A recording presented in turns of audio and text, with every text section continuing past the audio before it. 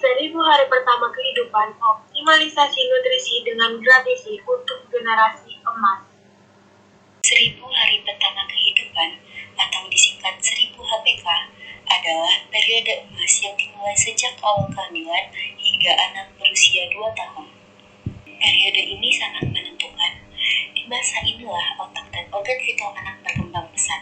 Gizi yang cukup dan stimulasi yang tepat akan membentuk fondasi yang kuat untuk kecerdasan, kesehatan, dan produktivitas di masa depan. Bayangkan, jika zat gizi tidak terpenuhi pada masa ini, dampaknya bisa sangat serius. Di Indonesia, kita masih menghadapi masalah triple burden malnutrition, yaitu gizi kurang, gizi lebih, dan obesitas, serta kekurangan mikronutrien. Menurut data UNICEF, 1 dari 5 balita mengalami stunting. Stunting itu adalah kondisi gagal tumbuh pada anak akibat kekurangan gizi kronis, terutama dalam 1000 hari pertama kehidupan. Gejalanya bisa terlihat dari tinggi badan anak yang sangat pendek dibandingkan anak seusianya. Dampaknya bukan hanya pada fisik tetapi juga pada perkembangan otak, kecerdasan, dan daya tahan tubuh yang dapat menyebabkan anak lebih rentan terkena penyakit. Selain itu, 1 dari 12 balita mengalami wasting, yaitu kondisi gizi kurang akut yang ditandai dengan berat badan sangat kurang untuk tinggi badannya. Gejalanya, anak terlihat sangat kurus, tulang rusuk menonjol, dan ototnya mengecil. Dampaknya, anak sangat lemah, mudah terserang infeksi, dan berisiko tinggi mengalami kematian. Ada 280.000 balita terlahir dengan BBLR atau berat badan lahir rendah, yaitu berat lahir kurang dari 2,5 kg. Ini juga menjadi indikator masalah gizi sejak dalam kandungan. Dampaknya, bayi BBLR lebih rentan terhadap masalah kesehatan, perkembangan terhambat, dan risiko stunting di kemudian hari. 1 juta anak balita mengalami kegemukan atau obesitas. 68,6% bayi 0-6 bulan yang mendapatkan ASI eksklusif. Lalu, apa saja faktor-faktor yang mempengaruhi status gizi anak di Indonesia yang pada akhirnya bisa menyebabkan dampak-dampak serius seperti stunting dan wasting tadi? Ada beberapa hal penting yang perlu kita perhatikan bersama. Pertama, konsumsi pangan. Ketersediaan dan keberagaman makanan yang bergizi sangatlah penting.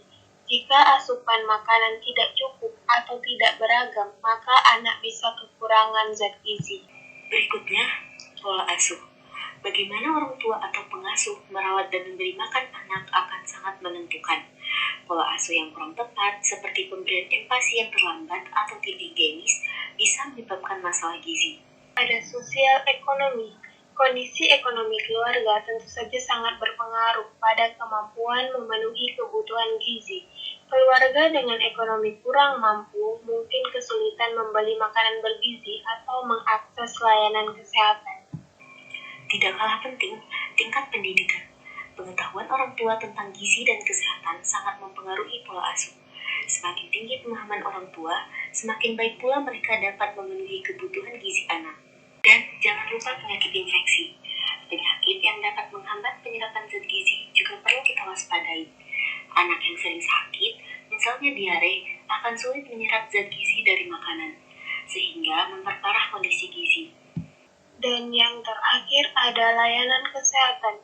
Akses terhadap fasilitas kesehatan dan pelayanan imunisasi juga menjadi kunci. Jika anak tidak diimunisasi atau tidak mendapat penanganan yang saat sakit, daya tahan tubuhnya akan menurun dan rentan terhadap infeksi yang memperburuk status gizinya.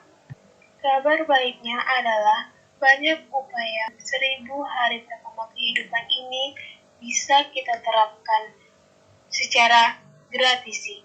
Ini adalah investasi terbaik untuk masa depan anak kita dan merupakan cara efektif untuk mencegah dampak buruknya yang sudah kita bahas.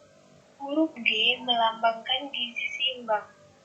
Pastikan asupan gizi ibu hamil dan balita seimbang, baik makronutrien maupun mikronutrien, agar tumbuh kembang optimal. optimal dan mencegah kekurangan gizi. Kemudian, rutin memantau pertumbuhan anak dan perkembangan anak. Ikuti program Posyandu dan gunakan kartu menuju sehat atau KMS untuk memantau berat badan dan tinggi badan anak secara berkala. Ini penting agar kita bisa mendeteksi dini jika ada gejala masalah gizi dan segera mengambil tindakan. Dan juga atur pola makan ibu hamil.